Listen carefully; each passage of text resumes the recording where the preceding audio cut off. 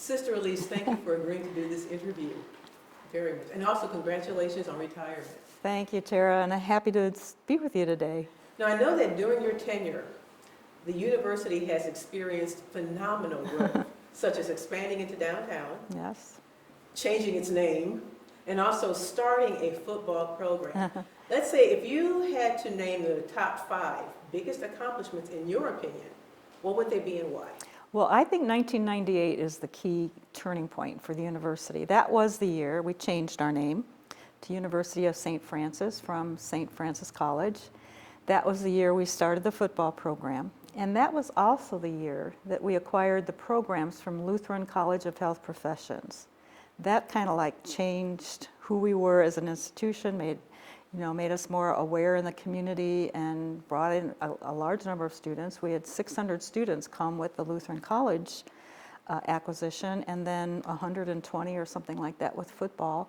So we went from about 1,000 students to 1,700 from the fall of 1997 to 1998. And that really set us, good instead to continue to grow over the years. And so I think those all 3 of those at one time in 1 year. Of course, the purchase of downtown was an interesting development. There was so much potential, first of all, it was the Scottish Rite Theatre that we looked at because we never had a theater here. We have an auditorium and it seats about 500. We always wanted a theater where we could actually do plays, and there it was for not a bad price. Large space, also the ballroom, and then that eventually became the site where our music technology program currently is, our music technology is currently in the new facility, the renovated facility. And then early the next year, we looked at the chamber building also that was for sale, and worked with the Chamber of Commerce, and then that became our School of Business. So that was a big development downtown. Another thing that's been good for us over the years is we have a site in Crown Point, Indiana, and it's near one of the hospitals that Sisters of St. Francis sponsor. So we're doing primarily nursing there. We have about 220 associate degree nurses we're training for the hospitals in that Northwest Indiana area. And that's been good for us. So those are, I guess that would be the 5 that I would say are the top developments over the years. Okay. Now, back in September of 2019, you said that you were looking forward to working with the campus community to do the usual activities and events of the academic year. As we know, this year has been anything but usual because of the COVID-19 pandemic. How did you manage to keep your calm, stay cool under pressure, and what were the greatest challenges in trying to make sure that you maintained a cohesive educational structure in place? That was, who would have thought in my last semester that we'd have to be dealing with a world pandemic? That would have been the last of my thoughts. Well, we started about around March of this year. It became obvious things were changing. The virus was catching on in different parts of the country and coming to the U.S. So we, at spring break, which is the middle of March, we made the decision to take our programs virtual, offer our classes virtually, and thankfully we were pretty prepared to do that. Actually, it was a good incentive then for faculty, to do that virtual learning and to use it more. So then we finished the semester that way. We brought students back briefly just to pick up their things and then to go home. I think during all of this time then and even today, we're still meeting a lot to just try to figure out how to handle the next issue. So that was whether we should go virtual or not. Well, we did that, and then the next question was, what about staff and faculty? So faculty were off campus, they didn't have to be here.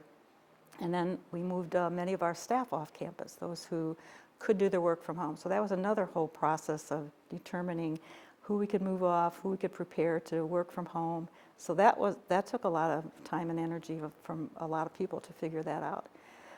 Then we operated that way, kind of, for a little while here. And so now we're at the point of where we're bringing staff and faculty back.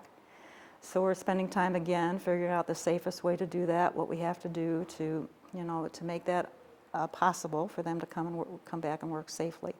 Now the next question, which I'm probably not even going to be answering all of the questions, is how do we start school? We are going to start on August 24th. That's our usual start time. We will finish the semester before Thanksgiving, so we've made some adjustments there. So we're not sending students home and then coming back from wherever they come from. So we're going to do that, finish the semester online at the end.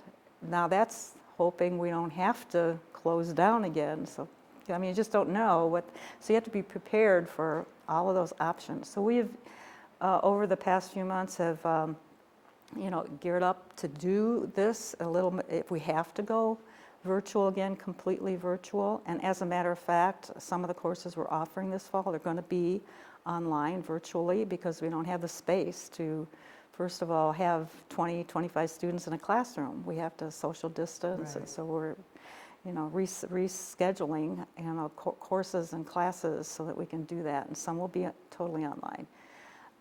Those that we can do, we'll do here and be able to use our labs. It was kind of sad. We opened Ackett's Hall of Science last fall, and then this spring we didn't use that beautiful new facility. So hopefully we'll get back to that.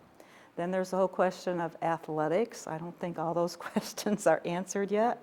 How we bring teams back safely. I know the football team has been back practicing on the field, social distancing, but there's a lot of questions yet to be answered. So I don't know. I think over the years, I probably operate best when I have a challenge in front of me.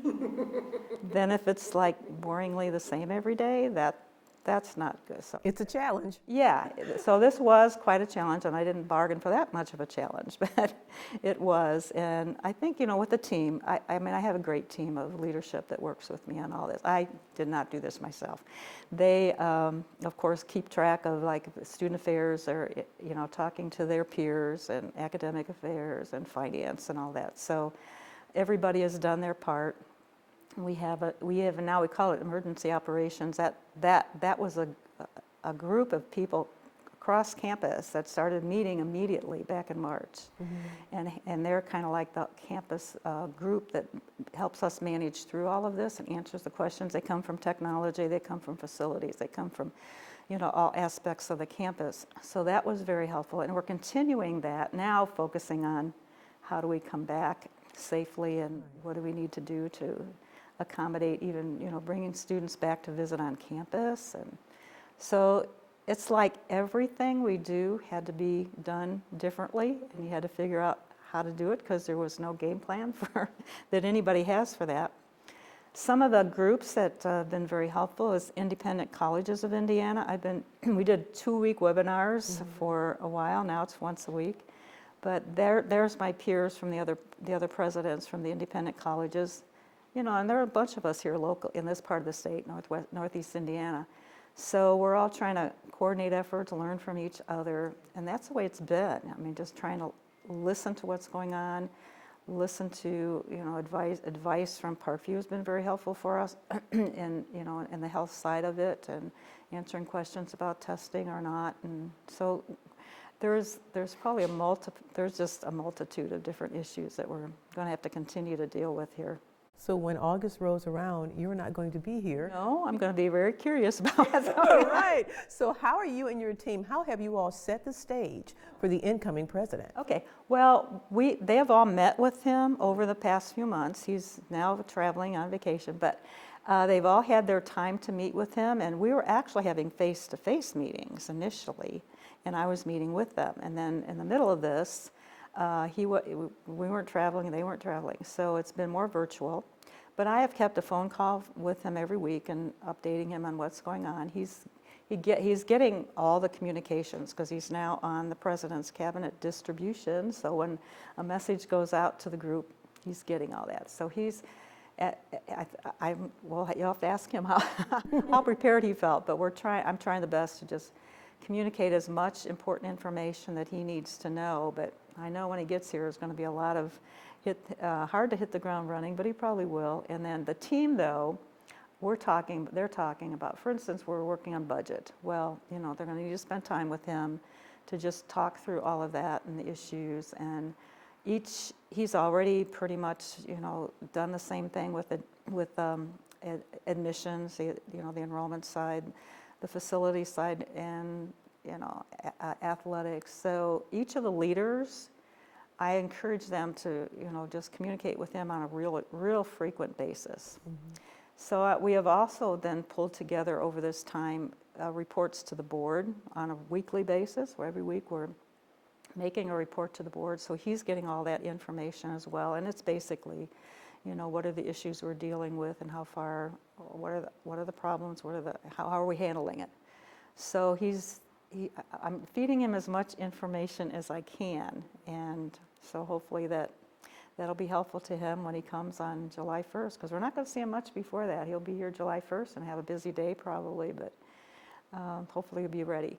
I have talked to a number of faith leaders. They say they believe prayer is more powerful than pandemic. Yeah. When it first hit, what ran through your mind? Well, it kind of hit sort of gradually, I thought, because first I wasn't believing it. I was the one that I said, really? We have to go online, virtual? Really? How can we do that? Well, we were one of the first, though, in the end to make that decision. But, prayer has always been important to me. I mean, it's like the basis of what the Spirit, the guidance of the Spirit and providence, God's providence. So keep in touch with the Lord and the inspiration then that comes from that. And you can't be thinking about Him all day, but you can certainly be inspired. And I think we have our campus is a faith-based campus. So, we pray before each meeting, asking the Spirit to be with us and to, and our founders, Blessed Maria Teresa, whoever it is, to, just be there for us in all of our decisions. So that's been an important part of my life the whole time I've been president, and it is a big part of who we are as a campus. I know right now the faculty are looking at the core curriculum and trying to integrate even more our Franciscan values into that. So the students, it doesn't take them long to learn, what our values are at University of St. Francis, and they pretty well can pick up on that. So, and I think it's helped us over the years, mm-hmm. The Spirit's guidance and God's providence, and all the great things that have happened, because when I became president in 1993, I certainly didn't have the game plan all laid out. It's like, okay, take advantage of the opportunities. The Spirit will guide, give you some ideas, and take advantage of those opportunities. And I try to be open to, the opportunities before us. To just say, well, how can this fit into what we are as an institution? How can that move us forward? So we did a lot of campus changes, but I think the one now that is at the center of our campus is our new chapel. And that really pulls together who we are. It's on the academic side of the campus, so between the academic buildings is our chapel, which is what we are as a Catholic Franciscan institution. We can integrate faith and reason, and that's a visual of how that happens, how it can be. So, as a matter of fact, one of the final projects that I've been working on is the stained glass windows, new stained glass windows for our chapel. Mm-hmm. They are currently under construction, and I actually had the opportunity to see some of that happen in Wisconsin, New Berlin, Wisconsin, where Conrad Schmidt Studios are designing and fabricating the new stained glass windows, which are going to be really beautiful. The first round of them will go in December, and then the rest by Easter of next year. So we're still still guided by the gift of the Spirit and God's providence through the years. So you've been here since 1993, which, by the way, is the same year I got to News Channel 15, or WANE 15, yeah. WANE 15 now, right? So we both have that in common, yeah. 1993. During 27 years, you accumulate a lot of memories. Oh. If you had to think of the top 3 or 4 or so, what are the memories closest to your heart? Okay, well, I think I remember a lot of the people who helped the university develop all of these awesome projects, academic programs. And there's some great community benefactors that have been a part of this over the years. I think about them almost immediately, because without their support and assistance, my board members and others in the community, we wouldn't have been able to do what we've done financially. I mean, a lot of the fundraising and gifting to the university helped us build buildings. I mean, they weren't, that's how we did it. It was fundraising, and of course, then all the people that helped implement, those projects. Again, that was not something that I could do by myself. I needed a lot of help doing that. So people, whether it's community people, faculty, over the years there have been, some people that, are gone now, because I've been here 27 years, so there's been a lot of change in the faculty, but they were mainstays for the institution for many years. And then, of course, the students that come through every year, that I get to know some of them, not the majority of them, but they're always inspiring to me, and seeing them develop. And the memories that we didn't have this year was commencement, and that is usually my favorite. That's the highlight of the year, when staff, faculty, students, and all their family members come and can celebrate. So I did miss that this year. That would have been my last commencement, but that's always, a memory that I'll remember those, those special events like that. Okay, I don't know if those. That's good. You did. By the way, when I am gone, one of the things I thought I'd do is, I have all my calendars, the paper calendars with appointments in it. I sort of kept a paper calendar along with my digital, just so I could flip at it and look at it. But I'm going to take those with me, and I thought I would start at the beginning and just do some memoirs. Just like if something brings back a memory, write a little memory. Maybe it's a good way maybe to debrief and think about, what all that was really accomplished, because it's hard to summarize it. And then just for something that I think would, give me I don't know, I just always kind of wanted to write a book, but nothing serious. Nothing like a history or anything that I had to do a lot of research, just, what might come out from me, from my own memories. And that would, I'm sure, focus on a lot of people and events that have occurred over the years. So along that same vein, during your tenure, is there anything you wanted to accomplish that you did not? Oh my goodness. Well, one way or the other, we got most things done that I ever thought we should do. Okay. It took us a little while to get going on online and adult learning, which I wanted to do that sooner, but we are now doing that. We've got about 350, completely online adult learners and other adult programs.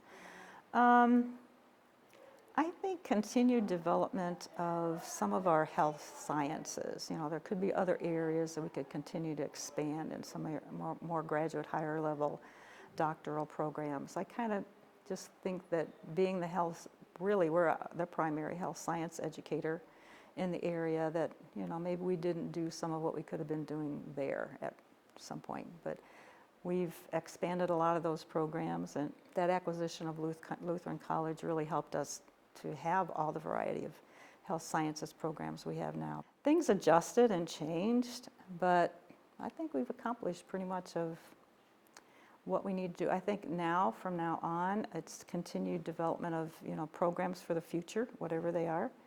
We started an esports program, and we're going to do a academic program, not totally esports, but digital management, something like that. That'll be something new for the future for students. So the academic side is looking at that.